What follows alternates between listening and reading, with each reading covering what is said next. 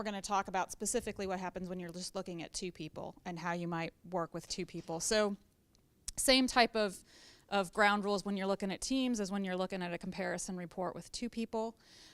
You want to make sure that you're addressing the report, making sure that they understand the report, that they have some comfort with the report. It's likely the two times that you'll be doing a comparison report with people are one, when you've got a new team member, so you're matching a team leader with a new team member, or you've got some sort of problem with two team members, right? So it's not likely that randomly one Wednesday you're going to wake up and say, let's see how these two team members compare to each other. It's likely as a leader that you're going to do this as part of some kind of coaching session where you've got either conflict or some kind of issue between two people, or you're trying to onboard somebody and you want to see kind of what those styles look like. So making sure that people understand, what is this report? Am I comfortable with it? Have you done that individual debrief with the person so that they have an understanding of what that report is and what all the things on it mean? And maybe bringing that up as a refresher. If it's somebody, from a hiring perspective, one person might be brand new with it. The other person may have taken that report 4 years ago.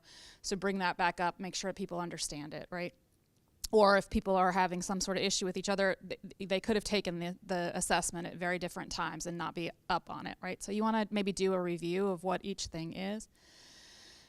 It's likely that if you've called me in to work out a conflict with a coworker, that I'm going to be on my best behavior. So you might not see some of my stress behavior, but it's also likely that that could be a really stressful event for me, that you've pulled me in to work on an issue with somebody. So it's likely that my two strongest factors are going to come out in that discussion.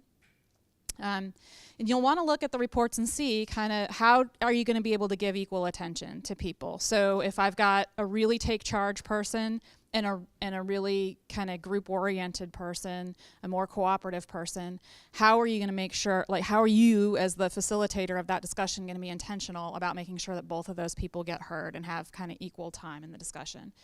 And allow them space to talk. Again, we've kind of gone through this a lot. You don't want to be telling them, here's why you have a problem with each other, and it's really evident from looking at this report, and this is what you need to do, and this is what you need to do, and thanks for your time, right? You want them to talk through it. You want them to have some self-awareness of where they may be contributing to the issue that's happening between the two, and how they might come up with a solution to solve that particular difficulty. And again, you'll see some of these questions in some of the reports that you can get. So in the individual reports, you'll see these. In coaching reports, you'll see these questions. So you may want to go through and pull those. And we've put together some of those questions. You should have a copy of this presentation now in your email, so you can see that. But you'll want to think about what's my style going into this session. How might I want to be driving it as a facilitator? So my particular profile, I'm pretty take charge, so I'm going to want to set the agenda. If I'm meeting with a strategist, that person's probably going to want to set the agenda even more than I do, right? Or another initiator that's stronger on take charge. So so recognizing if I'm going to meet with people that are fairly opposite, how is that going to look? If I'm going to meet with two engagers, how is that going to look for me who's more reserved? How am I going to keep control of facilitating the session if I've got two people that are talking much faster than I'm willing to go? How is that going to look? What is that going to look like? So grounding myself and centering myself in who I'm about to talk to, what might my plan be to help facilitate and have the best discussion. And then looking out for what are the biggest sort of differences on those reports. What's the biggest difference that I'm going to see? Where might the problem be from my perspective? And how might I help them see my perspective of where the problem is? It's likely that if you're doing a comparison report because of some sort of issue, you already have an idea of what the issue is with the people, and looking at the reports you can maybe kind of confirm, well, this might be at the root of why we're having that issue. And then how do you help the two of them sort of see what this issue is? So again, reviewing, looking at helping people see the strengths and struggles of each trait, so making sure that you have sort of access to that pretty easily so that you can help them remember what the strengths and struggles are with each of those traits.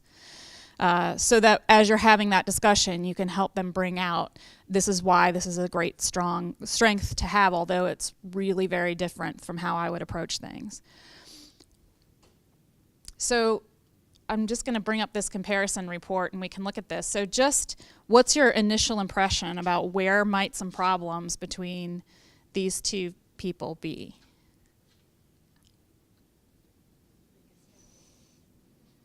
Right, in their biggest gaps. So what are their biggest gaps here, do you think?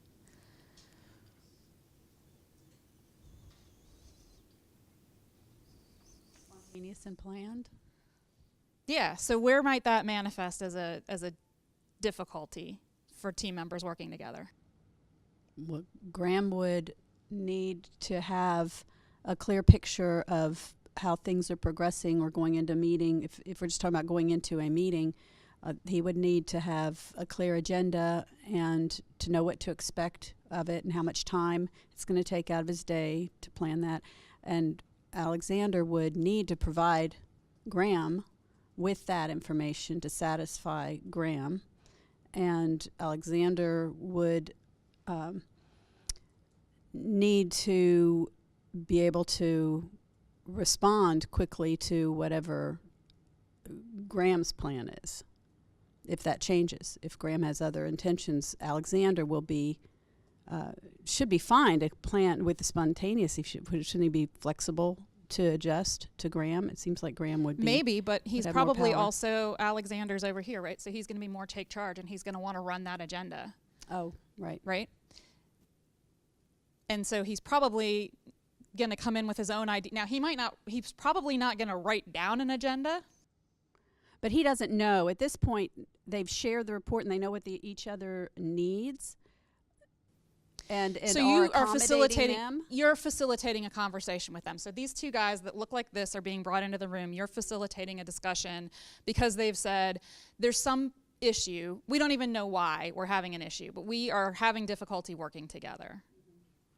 So if you look at this report, you can help them start to understand why might we be having difficulty working together. Yeah, it was obvious that Alexander's take charge, very fast-paced and spontaneous, which is going to drive Graham absolutely crazy because he's planned. And so that's going to be a constant conflict ongoing. Exactly, so right? So if they're both working from their natural behavior, they are going to make it, because I'm going to wonder why can't Graham think a little faster, and why do I have to have everything written down, and what is the big problem, right? I don't understand. Why can't we just talk with each other? Why does there have to be an agenda every time we go into a meeting? Where, Graham is going to say, it is exhausting to talk to Alexander every time I go into a room with him. I have no idea what we're going to talk about. I can't get a word in edgewise. I leave feeling like I have no idea what just happened. And he's going to need some time, being a reflective thinker, to think about whatever was presented in that discussion, right? So as you're working through a report where you've got some of these big differences,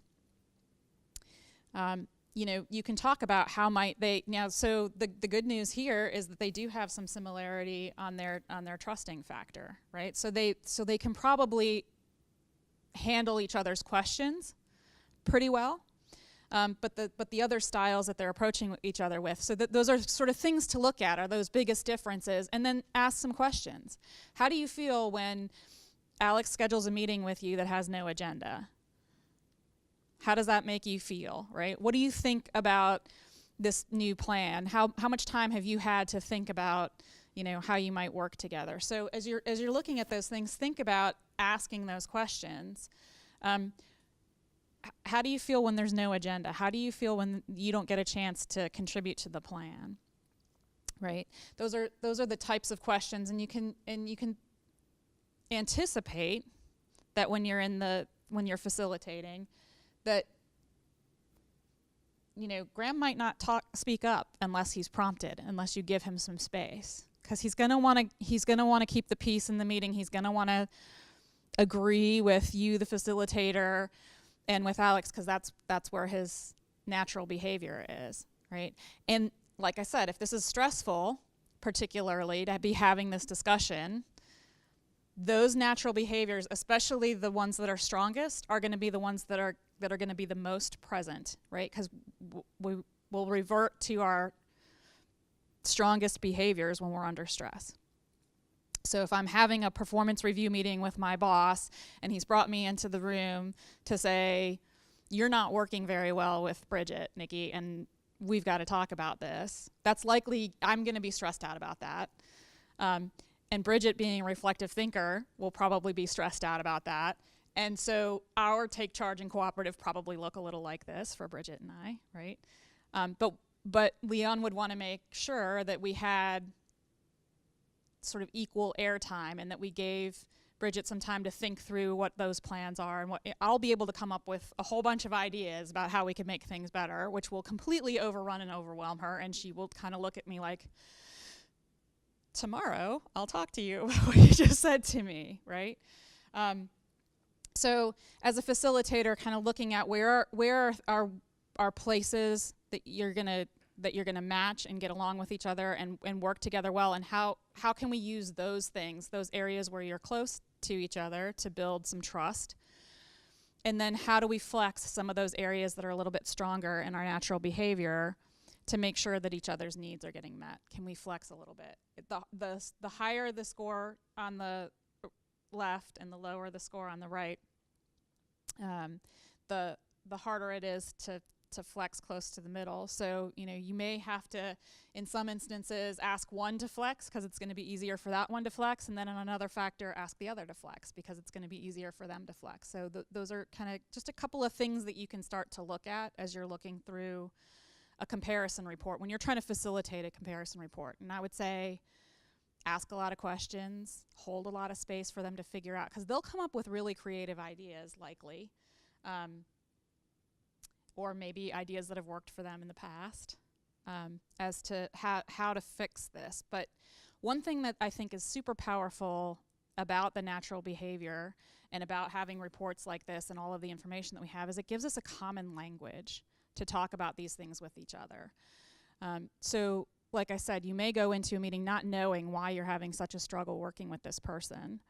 'Cause to me, not having an agenda for our meeting and doing it really quickly and spouting off a couple of ideas, then I got what I need and I'm on and I'm off working on that, is no problem for me. And I don't even recognize that it could be a problem for Keith if that's his only interaction with me all the time. So a lot of times we don't even have language for why is it that I like working with this person but I don't like working with this person. And this gives us a common language to start looking at that and start understanding where some of those differences might be, or why I like working with these people because it's more natural and I don't have to flex as much to work with this kind of person versus I have to flex a lot to work with this kind of person. So it's a little bit more draining. Our relationship is a little bit more strained. So I think that's one of the real powers of this, is helping people understand with a common language. Here's a framework that we can use and some common language that we can use about where we're similar and where we're different. One other thing I'll say, I saw a TED Talk that Malcolm Gladwell did about people not knowing what they really need. So this is another way that you're looking at what does he need versus what I need, and sort of seeing how that plays out for you in the workplace, right? He did this really great talk about spaghetti sauce and helping people, like this research scientist, and how he said we're asking the wrong question. When you ask somebody what kind of spaghetti sauce do they want, they'll give you one answer. But when you do a taste test with 46 different kinds, they found that, nobody was serving the chunky spaghetti sauce market, but nobody, even though a third of Americans prefer chunky spaghetti sauce, nobody ever in any feedback session ever said, I want chunky spaghetti sauce, right? Because you just don't know. You don't know how to describe what it is that you need. This gives you a language to help start describing what it is that you need.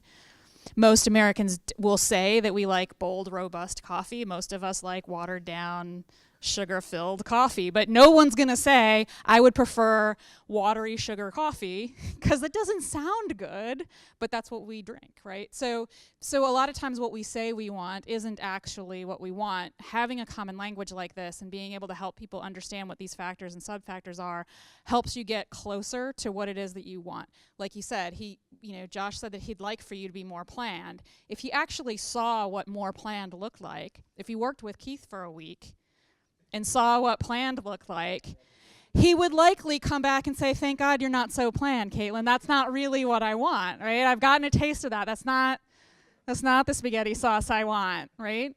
And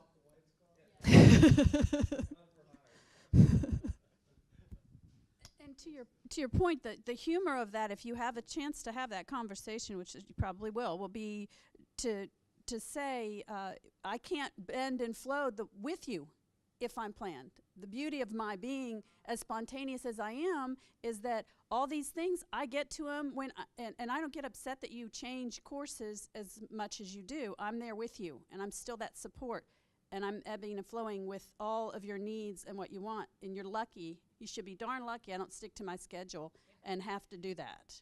And so find a way to temper those things with some humor and show him how silly his thinking is as if that would be a wonderful thing. You guys are planned the same. You're exactly the same. They're on top of each other. Yeah, there is no more, there's no difference. So in front of the table, I wish you were more planned. right. Because he's not any more planned than you are, or less planned than you are. You might need it in your team, though. Right. That is missing on your team. He might not want that from you, but it is something that, you know, as you build your team out, thinking about who's going to execute on all of these great ideas that you have, making sure that things get done, making sure that that you're predictable, that an experience with you is predictable. So some people will enjoy that it's a spontaneous, different every time process, and some people will not enjoy that and will want to know, what am I going to expect when I come to GarageWorks? Is there a process? Do we have to start over every single time? How do I get a phone? How do I get a room? Those things need to be planned out, and that needs to be predictable for people, because you don't want to have to reinvent that every single time for every person that comes in. So if you have somebody that's more planned on your team that's willing to take on that process, that you can say, okay, you're in charge of this thing, that we may tell you that next week we want a different process, right? But you need to have somebody with some planned that says, this is the way we're doing this thing. If you want a new thing, we'll do a new thing, but this is the way we're doing this thing, because I've figured out that this is the best way to do this thing, and I'm not changing how you get a telephone set up. And I think one of the things that makes him so planned is life experience. He has to, because he's working for one business and running another, and he's take charge. So I think do what? Naturally, he's not, but she's saying his learned behavior is to be more planned, which is why he wants her to be more planned, because that's a learned experience for him, not a natural behavior. So he's flexing into being more planned because he knows that that's one of the ingredients that's required for his business today. That's why he's wishing it existed in somebody else, so he could stop being that, because he's having to flex, because that's a learned behavior for him, not a natural. That being that planned is not natural for him. And again, when you're flexing that much, right, when you're flexing that much all the time, and you know that that's a key ingredient to making your business successful, that's going to be a drain on your energy. So eventually, that's going to start to collapse a little bit, because it's going to be too hard to keep flexing into that planned of a skill that's not natural for you. That's why he's making wishes that other people around him are more like that.